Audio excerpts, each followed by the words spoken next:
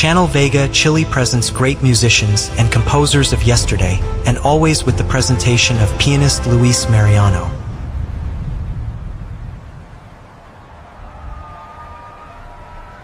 Hello everyone. A huge hello from the beautiful and musical city of Vina del Mar, here in Chile. I'm Luis Mariano, and today I want to tell you a story that will change the way you listen to music forever. What if I told you that the composer of some of the most romantic and beautiful melodies in history lived a life filled with ghosts, a toxic love, and an absolute terror of being buried alive? I'm talking about the king of the piano, Frédéric Chopin.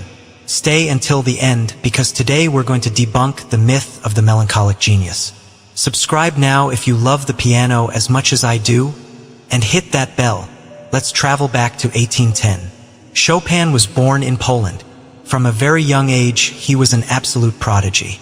Imagine, at the age of 7, he was already composing and playing for the aristocracy. But he wasn't the typical musician who wanted to impress with loud noises or extreme speed. No, Chopin's music was pure poetry, pure emotion. At 20, he had to leave his beloved Poland forever because of the war, taking with him a silver cup filled with soil from his homeland. He arrived in Paris, the cultural center of the world at that time. But here's the incredible part. Unlike Franz Liszt, who filled stadiums and was the first rock star in history, Chopin was terrified of large concerts.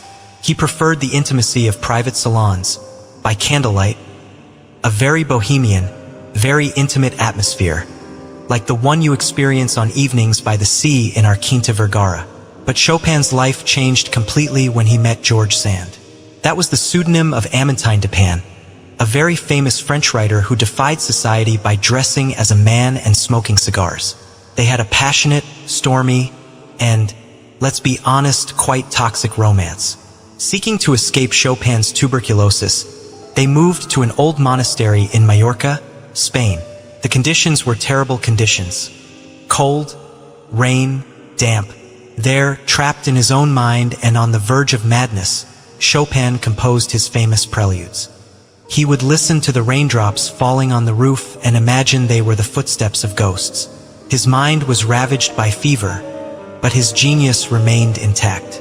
He created beauty from pure suffering. Chopin's body could endure no more. He died in Paris in 1849, at only 39 years old.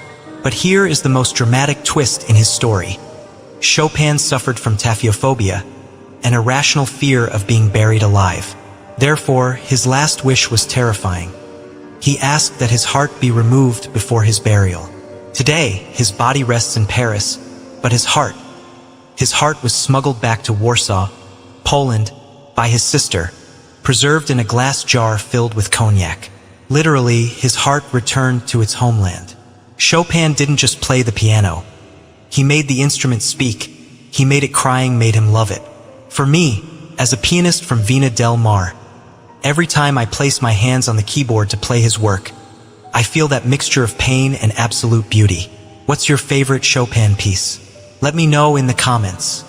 I'll be reading and replying to them all. If you love this story, give it a big like, share this video with your friends, and subscribe so we can continue discovering the magic of music. A huge hug from Vina del Mar, and see you in the next video.